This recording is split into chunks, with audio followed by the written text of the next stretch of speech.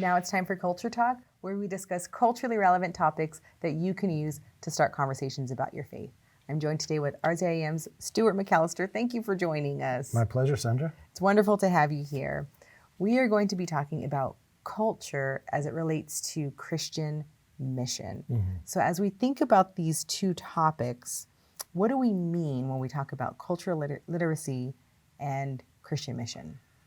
I think it's being aware of the context where I'm in. So I grew up in Scotland, moved to Austria, and then worked internationally. And when I moved from Scotland to Austria, I had to learn, how did Austrians think? What were the things that were important to them? What were the things that motivated them, made them sad, or made them angry? So trying to understand what they did and why they did it, and looking for bridges of some kind of communication connection. Right. That's such a wonderful reminder, because as we think of engaging with other Christians, or with non-Christians, that is our mission field. We have to always think about what, like you said, what makes them angry, what makes them sad. So kind of understanding the culture helps us. Oh, totally. Right. I mean, it's a love-based activity. Right. Communication is always an act of love. And if I'm going to love someone, then it means I have to take what they value somewhat seriously. So are there lessons then when we look at culture and Christian mission that we can use to help us share our faith more effectively? Yes, I think I heard many years ago John Stott used the idea of what he called looking both ways. In those days, he talked about having the Bible in one hand and a newspaper in the other. Now, he didn't mean they were equally authoritative. But as you were reading the newspaper, you're looking at events and stories and issues.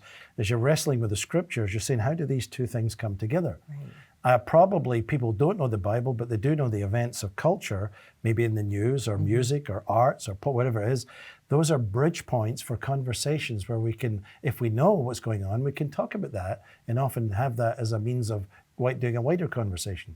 So then when you're talking about like being familiar with what people who are perhaps non-Christians, what they are aware of, things in the news and such, what would be like a practical tip, aside from being culturally aware, of what's going on in the world? Well, I think what I look for is for if there's the blockbuster, say a blockbuster movie, something like 1917 or something that came out by Sam Mendes, or something like that, or maybe a song that people are familiar with, insofar as you can interpret. Some people find it hard to get into some of these things, but I think you want to be aware, why is that such a hit? What is the plot? What's the story? What is it about that that's connecting? And we receive the piece of art not as a means to an end. It's a piece of art in its own value and dignity and right. We need to receive it for what it is. But it also allows us to give a common vocabulary to share with people, so that you're not speaking to them as a foreigner dropping in something from a completely outside world. But there's, I would say, looking for barriers and bridges in communication.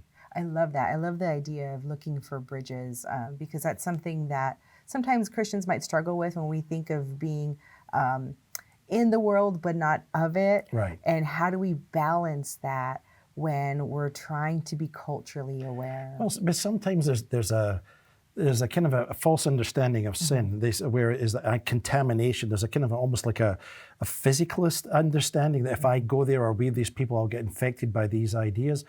Acts chapter 17, and there's many other passages where Paul is in Athens, he walks around and he observes, you see him observing their culture, and then he sees the altar, of course, to the unknown God, and famously speaks to them about that which you worship in ignorance, this I bring to you. So he interprets the symbols, he respects the symbols, but he uses them to raise a conversation about Christ. But he does it in a way that acknowledges its reality to them, but transcends it by bringing in some Christian content. So then do you have any practical tips, things that you would say would be important for Christians to be aware of, maybe beyond some of the arts, to help them? And then what would be the next step in sharing their faith and thinking of the subtext in the content that they're looking at and trying to share with others? I think the first thing is always listening. I mean, the world is pregnant with data. Yeah. So whether it's history, whether it's newspaper, whether it's the movies, it's the arts, whether it's economics, if that's your bent, many people, the listeners, will come from different worlds. It might be a scientific world, it might be a political world. Use the world you're in.